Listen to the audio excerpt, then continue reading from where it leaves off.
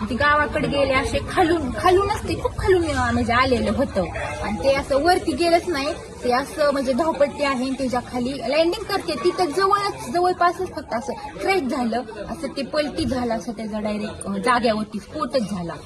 ती खूप मोठा स्फोट झाला. ते आमच्या पाठीमागं त्याचे पाठी सगळे उडून पडले.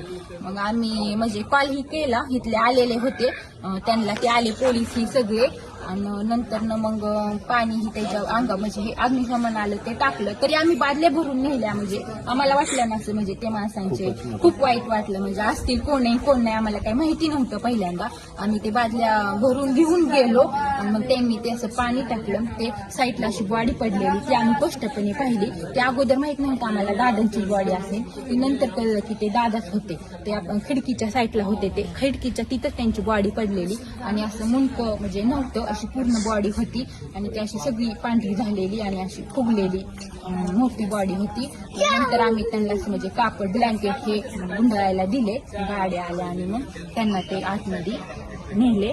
मग ते म्हणजे असं खूप दुःखद घडलं. आम्हाला एवढं माहिती नव्हतं दादा असतील म्हणून. ते पाहिलं खूप वाईट घटना घडली. दादांना बद्दल काय बोलायचं तेवढे शब्द अपुरे आहेत. एवढंच म्हणे बारामती पोरकी झाली.